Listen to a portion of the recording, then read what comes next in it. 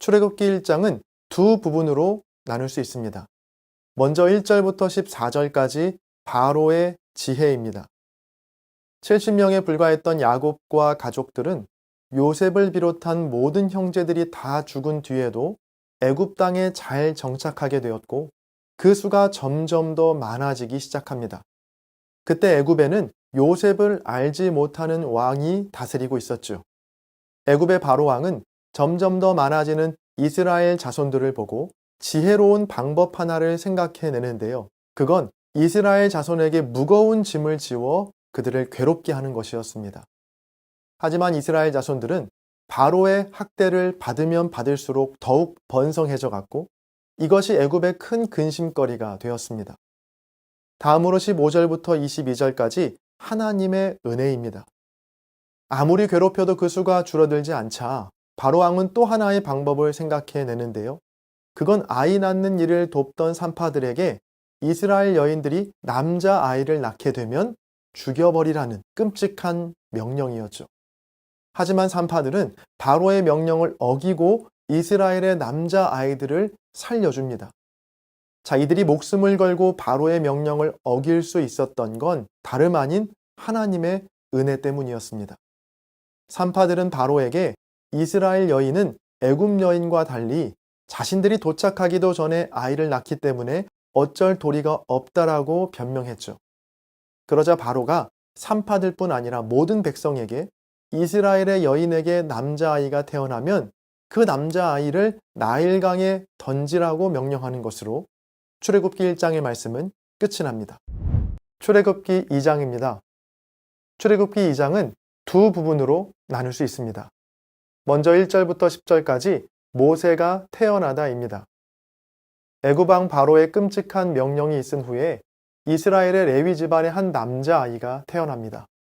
바로의 명령대로라면 아들이기 때문에 나일강에 던져야 했지만 아이의 어머니는 3달 동안 아이를 숨기죠.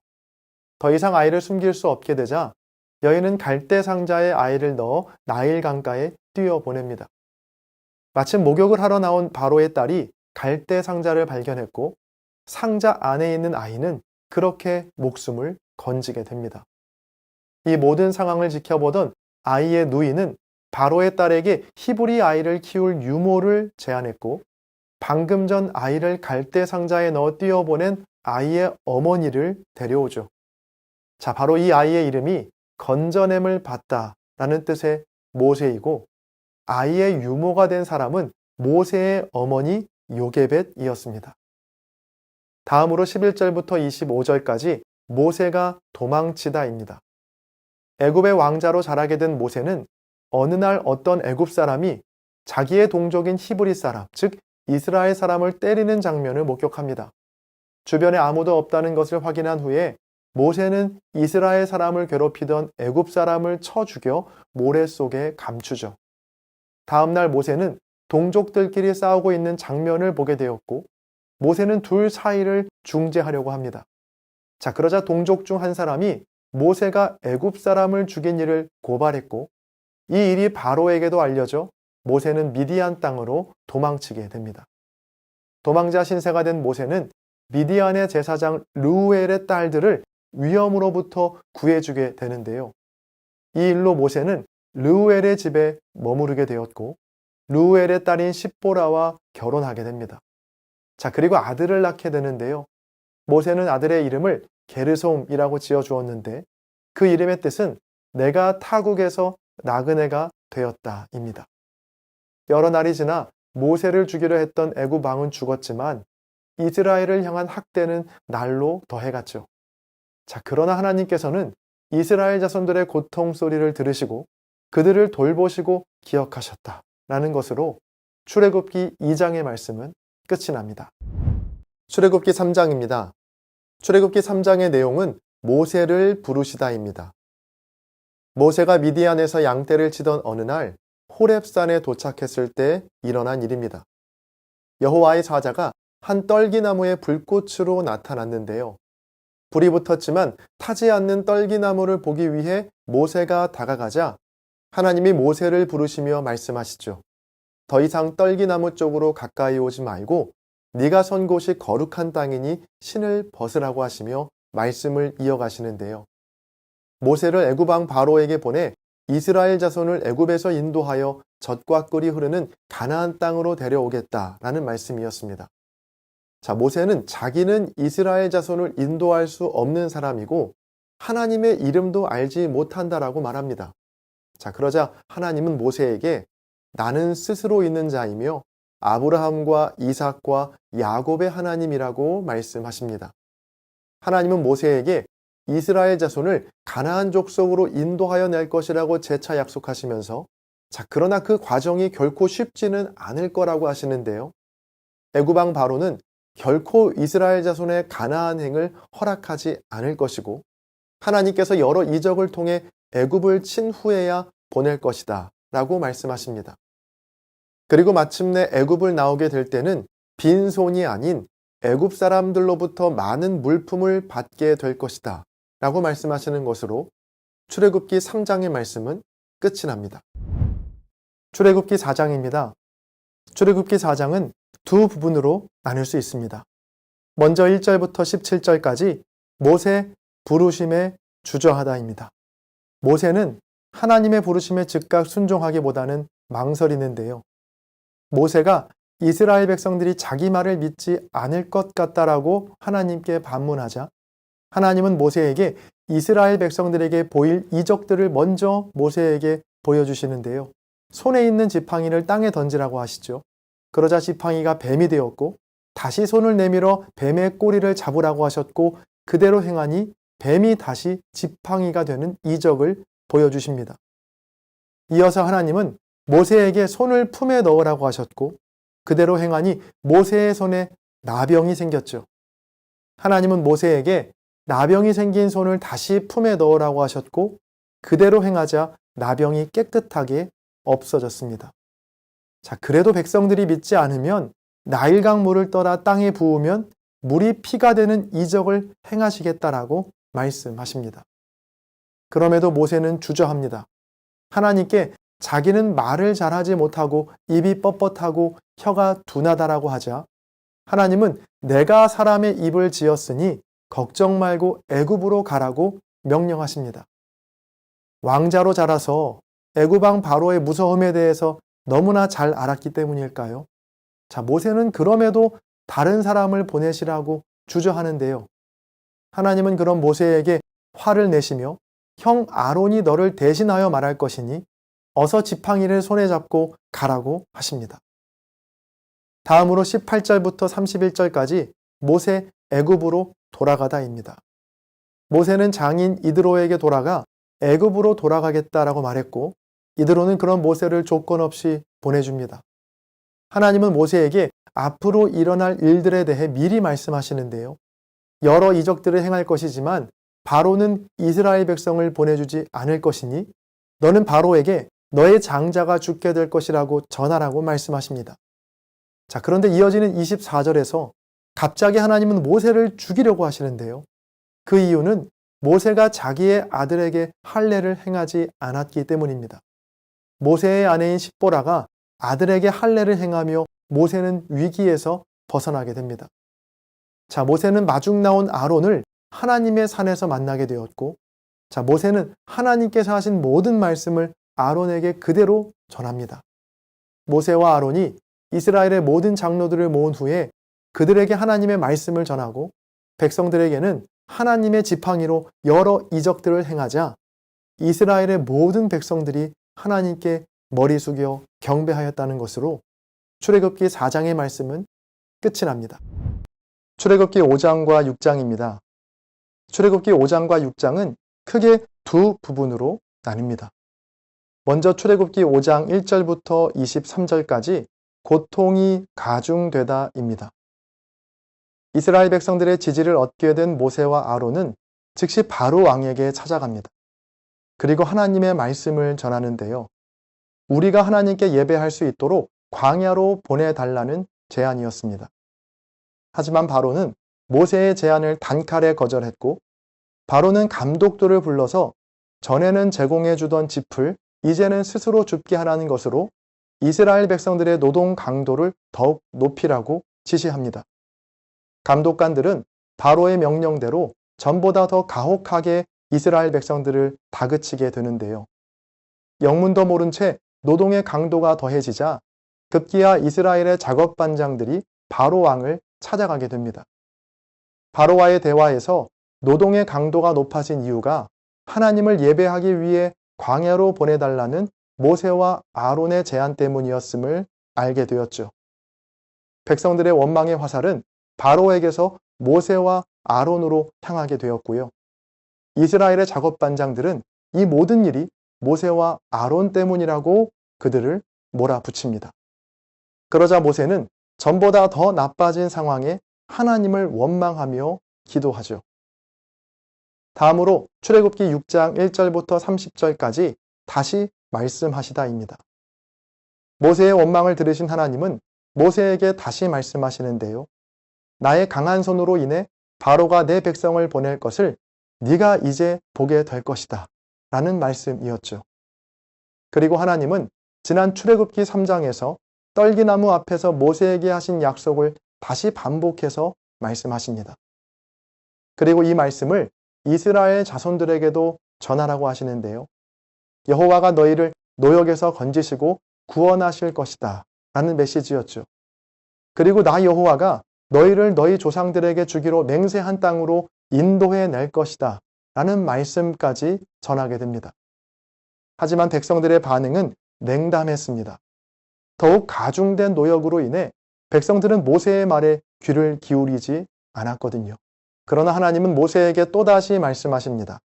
이번에는 애굽왕 바로에게 가서 이스라엘 자손을 내보내줄 것을 명령하라 라는 말씀이었습니다.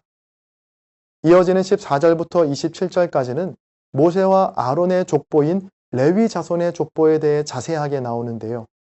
모세와 아론이 출애굽기에서 차지하는 비중이 얼마나 크고 중요한지 알게 하는 대목입니다. 바로 왕에게 가서 나의 말을 전하라는 하나님의 명령에 모세가 바로는 자기의 말을 듣지 않을 거라는 자신 없는 대답을 하는 것으로 출애굽기 6장의 말씀은 끝이 납니다. 출애굽기 7장부터 10장까지는 9가지 출애굽 재앙이 나옵니다. 모세와 아론은 다시 바로 왕에게로 갑니다. 모세와 아론의 요구는 이스라엘 백성을 애굽 땅에서 내보내달라라는 것이었죠. 이적을 보이라는 바로의 말에 모세와 아론은 하나님의 말씀에 따라 지팡이를 던졌고 지팡이가 뱀이 되는 이적을 보이는데요. 그러나 애굽의 마술사들도 이와 비슷한 일을 할 수 있었기에 바로는 놀라지 않았습니다.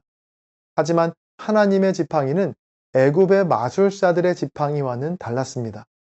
뱀으로 변한 애굽의 지팡이들을 하나님의 지팡이가 모두 삼켜버렸죠. 그럼에도 바로의 마음은 꿈쩍도 하지 않았습니다. 자, 그때부터 하나님께서는 본격적으로 재앙을 내리시는데요. 첫 번째 재앙은 물이 피가 되는 재앙입니다. 모세와 아론은 하나님께서 명령하신 대로 지팡이를 들어 나일강을 쳤고 그러자 나일강이 다 피로 변하게 됩니다. 하지만 역시 애굽의 마술사들도 이와 같은 일을 할 수 있었기 때문에 바로의 마음은 움직이지 않았죠. 두 번째 재앙은 개구리가 올라오는 재앙입니다. 자, 모세와 아론은 바로에게 이스라엘 백성을 보내지 않으면 개구리로 온 땅을 칠 것이라는 하나님의 말씀을 전했고 하나님의 말씀대로 애굽의 온 땅이 개구리로 뒤덮이게 됩니다. 애굽의 마술사들도 개구리를 올라오게 할 수는 있었지만 개구리를 떠나게 하지는 못했는데요. 자, 바로는 모세와 아론을 불러 백성을 보낼 테니 개구리를 떠나게 해달라고 부탁했고 바로의 바람대로 개구리가 없어졌지만 바로의 마음은 더욱 고집스러워졌죠. 세 번째 재앙은 티끌이 이가 되는 재앙입니다. 하나님은 땅의 티끌을 이가 되게 하셔서 애굽 온 땅의 사람과 가축에 옮게 하시는데요. 애굽의 마술사들도 이 이적을 행해보려고 했지만 이 이적에는 실패합니다. 자, 그러자 애굽의 마술사들은 바로에게 가서 이것은 하나님께서 하시는 일이라고 말하지만 바로의 마음은 꿈쩍도 하지 않습니다. 네 번째 재앙은 파리 재앙입니다.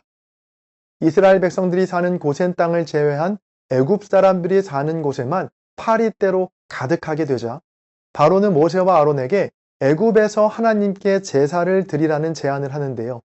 하지만 모세는 애굽이 아닌 광야에서 제사를 드리게 해줄 것을 요청하죠.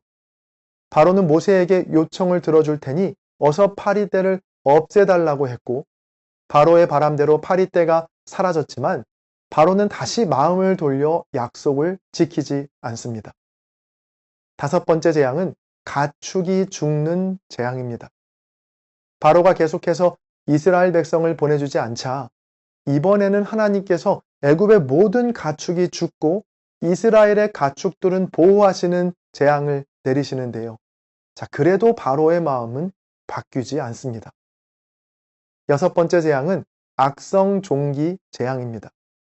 하나님께서 이번에는 모세와 아론에게 가득 움켜진 화덕의 재를 바로 앞에서 날려버리라고 하시죠. 흩뿌려진 재는 애굽의 온 땅에 퍼져 사람과 짐승에게 악성 종기를 퍼뜨리게 됩니다. 마술사들도 악성 종기로 인해 모세 앞에 서지 못했지만 바로의 마음은 바뀌지 않았습니다. 일곱 번째 재앙은 우박 재앙입니다. 우박 재앙은 지난 파리 재앙처럼 이스라엘 백성이 사는 고센 땅을 제외한 애굽 땅 전역에 내리게 되는데요. 바로는 모세와 아론을 불러 우박을 그치게 하면 이스라엘 백성들을 보내주겠다고 약속하지만 우박이 그치자 바로는 약속을 어기고 이전의 태도를 고집합니다. 여덟 번째 재앙은 메뚜기 재앙입니다.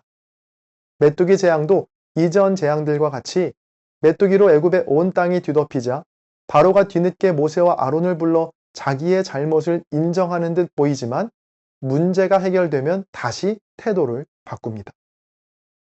아홉 번째 재앙은 흑암 재앙입니다. 하나님은 모세를 통해 애굽의 온 땅을 3일 동안 흑암으로 어둡게 하시죠. 하지만 이스라엘 백성이 거하는 곳에는 빛이 있었는데요. 이에 바로는 모세에게 가축을 제외하고 백성들만 보내주겠다라고 하자 모세는 하나님께 드릴 번제물을 위해서 가축도 함께 가야 한다라고 주장합니다. 이에 화가 난 바로가 모세에게 다시는 자기 앞에 나타나지 말라고 경고하는 것으로 출애굽기 10장의 말씀은 끝이 납니다. 출애굽기 11장부터 13장까지는 크게 두 부분으로 나눌 수 있습니다. 먼저 11장 1절부터 12장 36절까지 10번째 재앙, 처음 난 것들의 죽음입니다. 9가지의 재앙을 겪고서도 이스라엘 백성들을 놓아주지 않는 바로에게 하나님은 마지막 경고를 내리시는데요. 밤중에 애굽에 있는 모든 처음 난 것이 죽게 될 것이라는 무서운 경고였습니다. 하지만 바로는 이러한 무서운 경고에도 마음을 바꾸지 않았습니다. 10번째 재앙이 벌어지기 전 하나님은 모세와 아론을 통해 이스라엘 백성들에게 유월절과 무교절에 대해 말씀하시는데요. 이번 달 10일에 집집마다 흠없는 1년 된 수컷인 어린 양을 준비하고 14일까지 그 양을 잘 가지고 있다가 해질 무렵에 양을 잡아 양의 피를 집 문틀의 옆과 위에 바르고 그 밤에 양을 불에 구워 쓴 나물과 함께 먹을 것을 말씀하시죠. 그리고 음식을 먹을 때는 금방이라도 떠날 수 있도록 신을 신고 지팡이를 든 채로 서둘러 먹어야 한다고 하시죠. 하나님은 이 날을 여호와의 유월절이라고 부르시며 그날 애굽의 모든 처음 난 것들이 죽게 될 것이라고 말씀하십니다. 어린 양의 피가 발라져 있는 집은 죽음의 재앙이 넘어간다고 해서 넘을 유에 건널 월자를 써서 유월절입니다. 이어서 하나님은 14일 저녁부터 7일간을 무교절로 지키라고 하시는데요. 이 7일 동안은 누룩을 넣지 않는 빵, 즉 무교병을 먹어야 했는데 무교절은 하나님께서 이스라엘 백성을 애굽 땅에서 인도하여 내신 것을 기념하는 절기였죠. 이스라엘 백성은 하나님의 말씀대로 유월절을 지킵니다. 하나님께서 약속하신 14일 밤, 하나님은 바로 왕의 장자를 포함한 애굽의 모든 처음 난 것들을 다 치시는 10번째 재앙을 일으키십니다. 10번째 재앙으로 애굽에 큰 부르짖음이 있게 되자 그제서야 바로는 모세와 아론을 불러서 이스라엘 백성과 함께 애굽을 떠나라고 하죠. 이스라엘 백성은 키우던 가축과 미리 준비한 무교병, 그리고 애굽 사람에게 받은 은금 패물과 의복을 가지고 애굽을 떠나게 됩니다.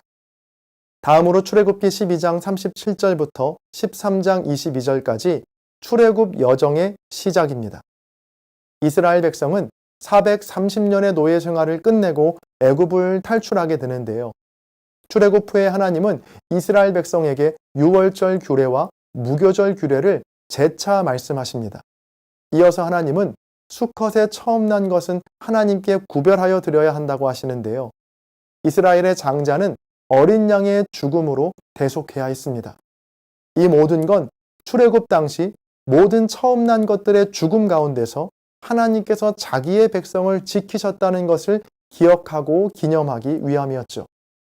애굽을 떠난 후 하나님께서는 블레셋을 통과해야 하는 직선거리가 아닌 홍해의 광야길로 돌려서 우회로로 인도하시는데요. 전쟁 때문에 이스라엘 백성의 마음이 약해져서 다시 애굽으로 돌아가게 될 것을 방지하기 위함이었습니다. 모세는 오래전 요셉이 남긴 유언을 이루기 위해 요셉의 유고를 가지고 나왔고, 모세와 이스라엘 백성들은 에담이라는 곳에 장막을 치게 됩니다. 하나님께서 에담에서부터 낮에는 구름 기둥으로, 밤에는 불 기둥으로 이스라엘 백성을 인도하셨다는 것으로 출애굽기 13장의 말씀은 끝이 납니다. 출애굽기 14장입니다. 출애굽기 14장은 두 부분으로 나눌 수 있습니다. 먼저 1절부터 9절까지 바로가 추격하다입니다. 10번째 재앙 이후 이스라엘 백성이 출애굽하게 되자 하나님께서는 모세에게 바알스본 맞은편 바닷가에 장막을 치라고 말씀하시는데요. 바알스본의 정확한 위치는 알 수 없지만 돌이켜서 가라는 말씀에 비추어 보면 현재 이스라엘이 있는 곳보다는 애굽 쪽에 더 가까운 곳임을 알 수 있죠. 이어서 하나님은 바로가 너희의 뒤를 따라올 것이지만 그 군대를 물리치는 것을 통해 내가 여호와임을 알게 할 것이라고 말씀하십니다. 그 시각 바로는 마음이 변하여 군대를 이끌고 이스라엘 자손을 추격해 옵니다. 다음으로 10절부터 31절까지 홍해가 갈라지다입니다. 이스라엘 자손은 바로가 추격해 올 거라는 걸 미리 알고 있었지만 막상 바로가 가까이 오자 두려움에 사로잡힙니다. 하나님의 말씀에 따라 돌이켜서 바닷가에 장막을 쳤던 터라 도망갈 수도 없는 상황이었죠. 두려움은 곧 모세와 하나님을 향한 원망으로 이어졌고, 우리를 왜 애굽에서 끌어내어 죽게 하냐고, 광야에서 죽는 것보다 애굽 사람을 섬기는 것이 더 나았다고 하면서 모세에게 따져 묻습니다. 이스라엘 자손의 원망이 커지자 모세도 하나님께 부르짖는데요. 부르짖는 모세에게 하나님은 걱정하지 말고 앞으로 나아가라고 하시면서 지팡이를 들고 손을 바다 위로 내밀면 바다가 갈라져 마른 땅을 건너게 될 것이라고 약속하십니다. 모세는 하나님의 말씀대로 지팡이를 든 손을 바다 위로 내밀었고, 그러자 놀랍게도 물이 갈라져 바다가 마른 땅이 됩니다. 이스라엘 자손이 그렇게 갈라진 홍해의 길을 건널 때 애굽의 군사들도 이스라엘을 추격해 왔는데요. 바퀴가 달린 병과 마병으로 이루어진 애굽의 군대는 홍해 길을 건너기가 어려웠습니다. 하나님은 모세에게 다시 물이 흐르게 하라고 명하셨고, 모세가 다시 손을 들자 물이 다시 흐르면서 바로의 군대는 바닷속에 잠기게 됩니다. 하나님께서 행하신 놀라운 일을 보게 된 이스라엘 자손들이 하나님을 경외하며 하나님과 모세를 믿었다는 것으로 출애굽기 14장의 말씀은 끝이 납니다. 출애굽기 15장은 두 부분으로 나눌 수 있습니다. 먼저 1절부터 21절까지 구원하시는 하나님입니다. 홍해를 건넌 후에 모세와 이스라엘 자손은 구원의 하나님을 소리 높여 찬송합니다. 무섭게 쫓아오던 바로의 병거와 군대를 홍해로 덮으신 하나님의 위대하심을 노래하죠. 15장 11절입니다. 여호와여, 신중에 주와 같은 자가 누구니이까? 주와 같이 거룩함으로 영광스러우며 찬송할 만한 위엄이 있으며 기이한 일을 행하는 자가 누구니이까? 홍해의 기적을 경험한 후에 이스라엘 자손들의 사기는 하늘을 찔렀는데요. 이어지는 미리암의 노래에서도 바로의 군대에게서 이스라엘 자손을 보호하신 하나님을 찬송하죠. 다음으로 22절부터 27절까지 치료하시는 하나님입니다. 그렇게 홍해를 건넌 후 모세는 이스라엘 자손들을 수르 광야로 인도합니다. 그런데 문제는 수르 광야에서 3일 동안이나 마실 물을 얻지 못했던 건데요. 간신히 마라라는 곳에 도착하긴 했지만 그곳의 물은 써서 마실 수 있는 물이 아니었죠. 그러자 백성들은 모세를 원망하며 마실 물을 달라고 합니다. 모세는 또 하나님께 부르짖습니다. 하나님께서는 모세에게 한 나무를 보여주셨고 모세는 하나님께서 보여주신 나무의 나뭇가지를 꺾어 쓴 물에 던집니다. 나뭇가지가 물에 던져지자 곧 쓴 물이 달게 되었고 하나님은 바로 그 마라에서 이스라엘을 시험하시며 하나님의 말씀에 순종하고 귀를 기울일 때 치료하시겠다라고 약속하시죠. 얼마 지나지 않아 이스라엘 백성은 엘림이라는 곳에 이르게 되었는데 엘림이 물과 종려나무로 풍성했고 그곳에 이스라엘 백성들이 장막을 쳤다는 것으로 출애굽기 15장의 말씀은 끝이 납니다. 출애굽기 16장의 내용은 만나와 메추라기를 내리시다입니다. 이스라엘 자손들은 엘림을 떠나 신광야라는 곳에 도착하게 됩니다. 어느덧 애굽을 떠나온 지도 한 달이 조금 넘었죠. 다시 광야를 걷게 되자 이스라엘 자손은 차라리 애굽에 있었다면 이런 고생을 하지는 않았을 거라고 하며 모세와 아론을 원망합니다. 그때 하나님은 모세에게 만나와 메추라기를 내리실 것이라고 말씀하시는데요. 저녁에는 메추라기로 또 아침에는 만나를 내리셔서 배불리 먹이시겠다고 약속하십니다. 단 조건이 있었죠. 반드시 먹을 만큼만 거둬야 한다는 건데요. 한 사람당 한 오멜씩 약 2리터가량의 양만큼 거두어야 한다라고 말씀하십니다. 그렇게 거둔 만나는 하루를 넘기지 않고 다 먹었어야 했는데 다음 날이 되면 전날 남긴 만나가 다 썩게 되기 때문이죠. 그렇게 매일 한 오멜의 양만큼의 만나를 아침마다 거둬들여야 했죠. 그러나 여섯째 날은 예외적으로 이틀치의 만나를 거두라고 하시는데요. 바로 일곱째 날의 안식일을 지키기 위해서였습니다. 신기하게도 여섯째 날에 거둔 만나만큼은 다음 날이 되어도 썩지 않았죠. 하나님은 마지막으로 모세에게 항아리에 한 오멜의 만나를 담아서 대대로 그 항아리를 간수하라고 명령하십니다. 모세가 하나님의 말씀대로 만나를 담은 항아리를 간수하게 했다는 것으로 출애굽기 16장의 말씀은 끝이 납니다. 출애굽기 17장은 두 부분으로 나눌 수 있습니다. 먼저 1절부터 7절까지 르비딤 시험의 장소입니다. 이스라엘 자손은 여호와의 명령대로 광야를 떠나 르비딤이라는 곳에 장막을 치게 됩니다. 그런데 문제는 르비딤에 마실 물이 없었던 겁니다.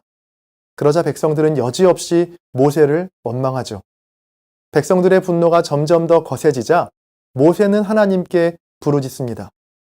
하나님은 모세에게 이스라엘의 장로들을 데리고 가서 지팡이로 한 바위를 치면 물이 나올 거라고 하시는데요. 그곳의 이름은 마사 또는 무리바인데 그 뜻은 하나님께서 우리와 계신가 계시지 않은가 하며 시험했다입니다. 다음으로 8절부터 16절까지 르비딤 승리의 장소입니다. 그때 이스라엘은 큰 위기에 처하게 되는데요. 바로 아말렉이 이스라엘을 공격해 온 겁니다. 모세는 여호수아에게 나는 하나님의 지팡이를 손에 잡고 산 꼭대기로 갈 테니 어서 사람들을 모아 아말렉과 싸우라고 말하죠. 여호수아는 모세의 말대로 아말렉과 싸우게 되고 모세와 아론과 훌은 산 꼭대기로 올라갑니다. 그곳에서 모세가 손을 들면 이스라엘이 이기고 손을 내리면 아말렉이 이기는 겁니다. 그러자 모세는 아론과 훌의 도움으로 해가 지도록 계속 손을 들고 있게 되죠. 전투의 결과는 이스라엘의 승리였습니다. 하나님은 모세에게 이것을 책에 기록하여 기념하게 하고 여호수아에게도 꼭 말해줄 것을 명령하시죠. 모세는 그곳에 제단을 쌓고 그 이름을 여호와는 나의 깃발이다 라는 뜻의 여호와 니시라고 하는 것으로 출애굽기 17장의 말씀은 끝이 납니다. 출애굽기 18장입니다. 출애굽기 18장은 두 부분으로 나눌 수 있습니다. 먼저 1절부터 12절까지 이드로의 방문입니다. 모세에 대한 소문이 미디안까지 퍼지게 되자 미디안에 거주하던 모세의 장인 이드로는 모세의 아내 십보라와 두 아들을 데리고 모세를 찾아옵니다. 광야에서 가족들과 만나게 된 모세는 그동안 있었던 모든 일을 이드로에게 말하죠. 모세와 이스라엘 백성들에게 하나님께서 행하신 일들을 듣게 된 이드로는 그 자리에서 하나님을 찬송하고 높여드립니다. 다음으로 13절부터 27절까지 이드로의 조언입니다. 다음 날이 되자 모세는 아침부터 저녁까지 백성들 사이에 있는 문제를 해결하기 위해 꼬박 재판을 진행했는데요.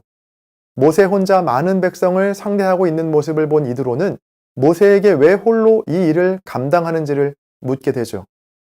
모세는 백성들이 하나님께 묻기 위해 자기에게 찾아온다라고 답했는데요. 그러자 이드로는 그런 모세의 행동이 옳지 못하다라고 지적합니다. 이렇게 혼자 모든 일을 맡다 보면 분명 지쳐서 감당할 수 없게 되는 때가 온다는 것이죠. 이드로는 모세에게 새로운 제안을 하는데요. 먼저 하나님의 율례와 법도를 모든 백성들에게 가르치고 모세를 도울 수 있는 천부장과 백부장, 50부장과 10부장을 세워서 재판을 나눠 맡기라는 겁니다. 작은 일들은 모두 그들에게 맡기고 크고 중대한 일만 맡으라는 제안이었죠. 모세는 이런 이드로의 제안을 받아들여 이스라엘 무리 중에서 천부장과 백부장과 50부장과 10부장을 세우고 작은 일은 그들에게 맡기게 됩니다. 얼마 후 이드로가 다시 미디안으로 돌아갔다는 것으로 출애굽기 18장의 말씀은 끝이 납니다. 출애굽기 19장부터 23장까지는 크게 두 부분으로 나눌 수 있습니다. 먼저 19장 1절부터 25절까지 시내산에 도착하다입니다. 이스라엘 백성들이 출애굽한 지 3달이 되었을 때 시내 광야에 도착합니다. 하나님은 모세를 산 위로 불러 말씀하시는데요. 이스라엘 백성들에게 나의 언약을 지키면 너희가 제사장 나라가 되며 거룩한 백성이 될 것이라고 말씀하시죠.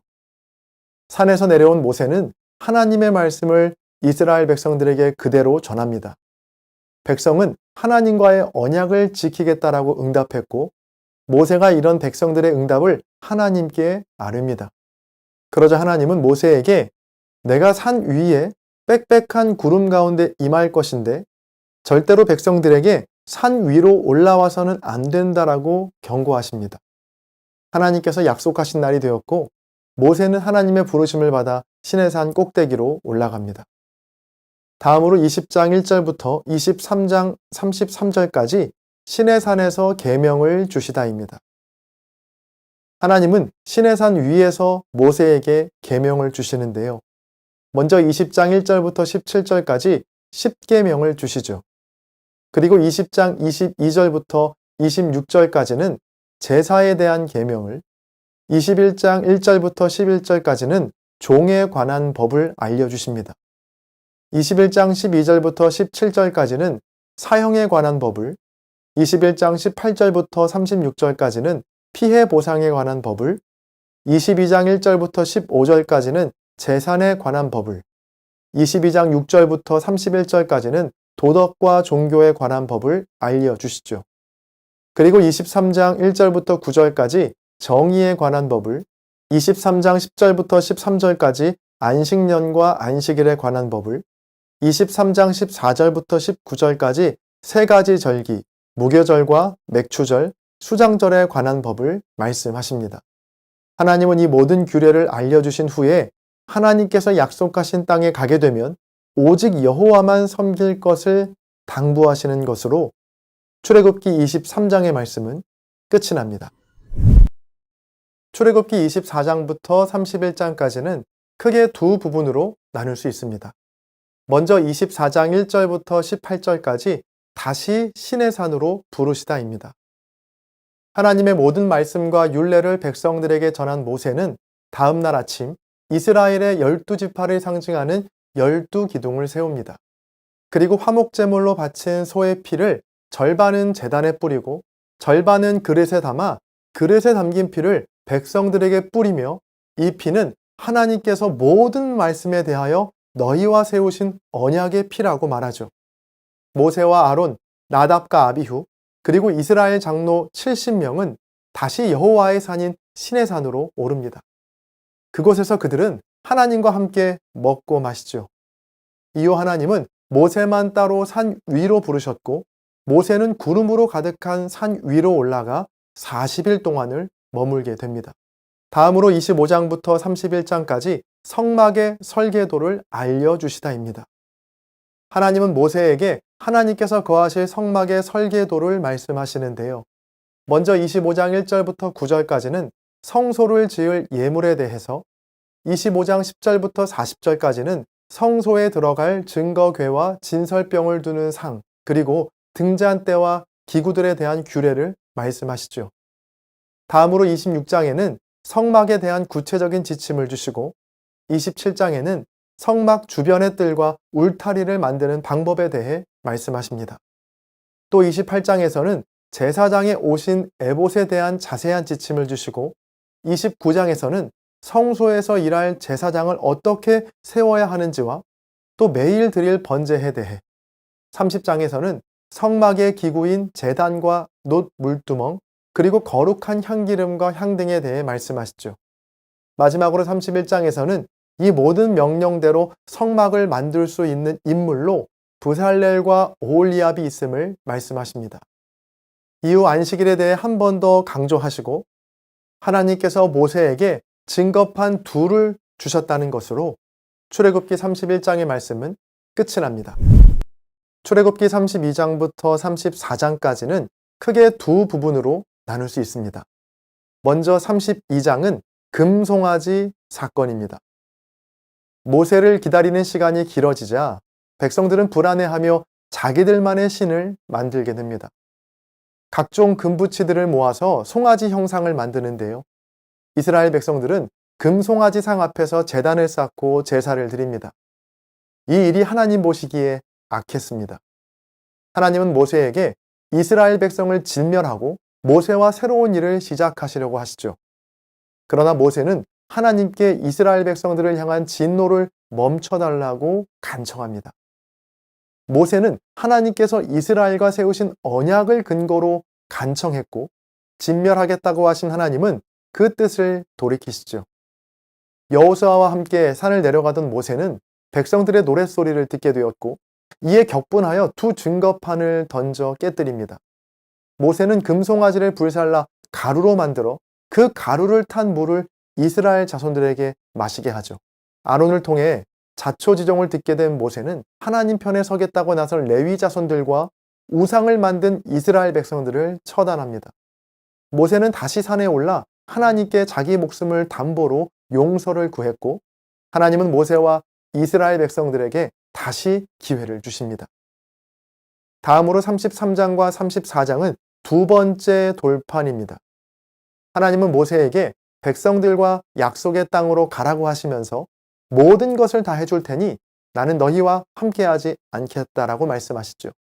그러자 백성은 모든 장식품을 다 뺀 채로 매우 통곡하며 슬퍼합니다.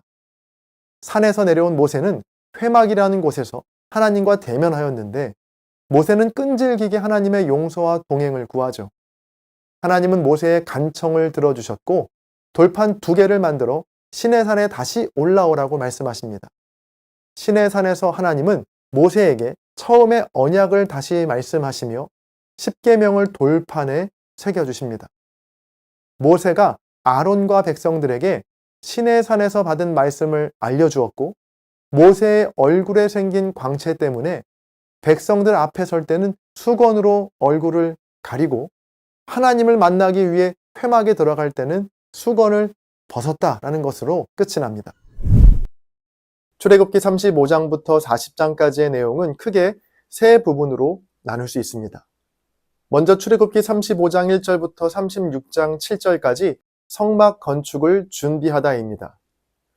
모세는 이스라엘 자손들에게 안식일 규례를 전한 후에 성막 건축에 필요한 것들을 준비합니다. 모세가 성막 건축에 필요한 예물과 물건들을 말하자 많은 백성들이 자원하는 마음으로 예물을 하나님께 드리죠. 이어서 모세는 앞장서서 성막 건축에 헌신할 부살렐과 오홀리압을 백성들 앞에 소개합니다.